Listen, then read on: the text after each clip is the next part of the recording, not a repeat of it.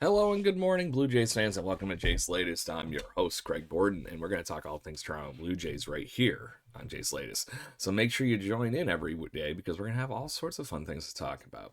So, first things first, the Blue Jays actually got some praise from afar and a competitor over the last basically the last month.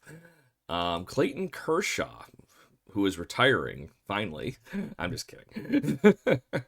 He's been very Tom Brady over the last few years, where he's been just wanting to come in or out and whatever it might be. But Clayton Kershaw is officially retiring, and he's been on a few talk shows lately, and he actually had nothing but good things to say about this Toronto Blue Jays team, which sign of a true competitor in my opinion. And actually, from this statement that I'm going to read verbatimly, and I quote, um, after giving praise to Vladdy Jr. and all these kind of wonderful things, obviously. His biggest things that he said is, Ernie Clement, what was that? Kershaw said. We couldn't get him out. And then there was the Addison Barger with a great at bats. Bo Bichette was playing on one knee and hitting a home run. It was a great offensive group. The whole Blue Jays team in general, they out hit us. They really did. So that is from, like I said, one of the greatest pitchers of all time in Clayton Kershaw. And he had nothing but, like I said, good things in this interview to say about the Toronto Blue Jays. I know part of that is because, guess what? He's the World Series champion. But he's not wrong. And to give that level of praise to the point where he was like, they out hit us, that interview is a lot different sounding than the normal everyday pander that you would get from a Hall of Famer. It's only a matter of time. Clayton Kershaw will be a baseball Hall of Famer. Class act, insanely good records, insanely good talent. There's no reason in hell he is not going to be a baseball Hall of Fame at this point. And he might be joined by one of our teammates if he decides to eventually hang it up. But it sounds like Max Scherzer wants one more year. And we'll see if that's going to be one of those things that actually does play through for the Toronto Blue Jays, because he's got a very similar career arc at this point. It's just kind of odd. And the two of them have been playing against each other for years. It's just very cool to see somebody like Kershaw giving a little bit of a tip of their hat at this point in their career, obviously, with how that World Series went. So, on that note, moving right along, we have some other Blue Jays retirement news.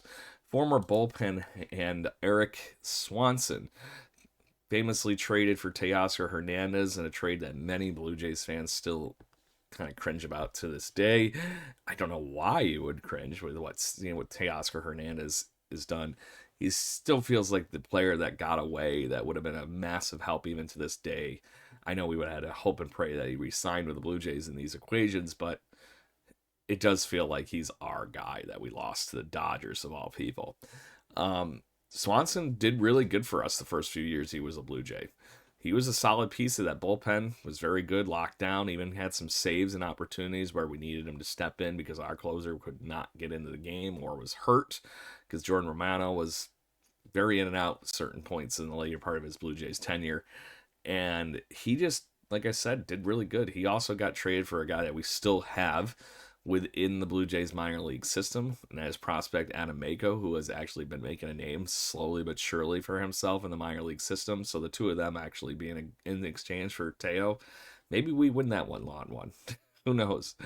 Long term, Mako could turn into a Major League Baseball pitcher. So Swanson in 2003 had 2.97 RA in 66 innings.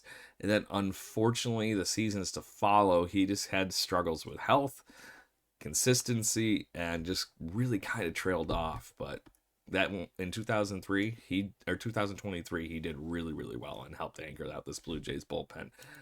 Best of wishes to you, Mr. Swanson. Greatly appreciated. Let's talk Major League Baseball free agents, because this is a new one that I'm not terribly shocked by. The Raider Suarez is apparently on the Blue Jays' radar. Some wonderful people at Bleacher Report and some others are really tagging that the Blue Jays have been making a play, or at least considering bringing in the talented left-hander into the Blue Jays, roster.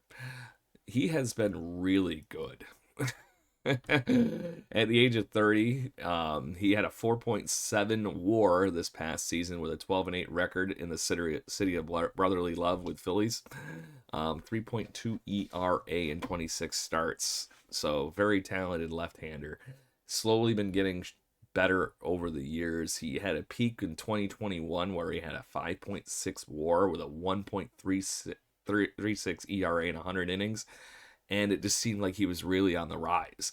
He was pretty consistent the years to follow, but not that same kind of level as he was, getting more innings underneath his belt. Kind of danced in the mid threes ERA wise, had around 10 wins, ballpark, really good. Then he was an All Star in 2024, and then he had the year I just mentioned, where he threw almost 160 innings and had a 3.2 ERA in 26 starts. But he has made at least 22 starts in the last 4 years, so he's been very consistent. He would be a really, really good addition to this Blue Jays bullpen, not to mention a different look, too. If you have an opportunity to be able to kind of play right, left, and all that, even as a starter, it does throw some weirdness at the other team through a 4-game series, 3-game series. Because right now, if you were able to slide him in, you're talking Barrios is back. You're going to have Kevin Gossman. You're going to have probably Eric Lauer and Trey Savage and somebody like Ranger Suarez. So there is a nicety there to that point. And the big question is, what kind of a contract is he looking for? Because Spot Track is actually projecting that he's going to make $27 million in his average value. So at the age 30, first time hitting the free agent market, it's probably a fair statement. And not to mention, you're going to have the Philadelphia Phillies looking to just keep him and have him around because he did such good things for them in Citizens Bank Park. There is something very appealing about going to the Rogers Center versus Citizens Bank, though. The park effects for Rogers Center definitely favor pitchers a little bit all of a sudden. And it has to because of the renovations, or at least it helps compared to the Citizens Bank ballpark in Philly. So it could be very, very intriguing to see where the Blue Jays go on that, because that also is another giant monster name that they would be attached to. Are they going to prioritize pitching? Are they going to prioritize returning Bo Bichette? Are they going to go after Kyle Tucker? I think they only have enough that they'll probably go for one of those top tier guys. Maybe they get two. Maybe that two is keep Bo, grab one of these other guys. But all the names that the Blue Jays have been linked to so far are the top echelon, top 10 average guys as far as future pay is concerned on the market. Kyle Tucker, like you mentioned, is expected to make somewhere in the ballpark of $40 million a year. We've talked about Cody Bellinger, slight discount, about 30. We've talked, actually, those are the top guys we've talked about. We talked about Dylan Cease, who's in the same kind of ballpark as Ranger Suarez.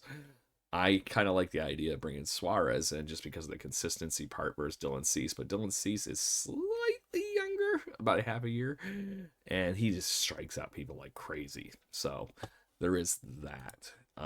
So it's gonna be very interesting to see where the Blue Jays spend their money off this offseason. Everybody, it is really cool. It's great to hear that they are in on everybody, and we're gonna possibly just add somebody to this equation in the very, very, very, very near future. I hope it'll be a nice little holiday present here before the end of the year to get one of these guys off the plate and on the Toronto Blue Jays roster. So, on that note, Blue Jays fans, thank you very much for tuning in. Make sure you tune in every day here on Jay's Latest. Hit those likes, share, subscribe buttons, and make sure you also check out the Jaybird Watching podcast for the hour-long show. And you get to goof around and have a good time with us. We've had Rance Mullenix on. We've had all sorts of wonderful players. We're trying to get some others coming over for the off-season. And our 500th episode is going to be on December 4th, in which we already confirmed that we're going to have Travis Snyder on the show, the Lunchbox here, a former Blue Jay. He's going to bring a friend. So make sure you join us on December 4th at 7 p.m. Eastern and every Wednesday for that matter. So take care. Go Blue Jays, and we'll talk to you soon.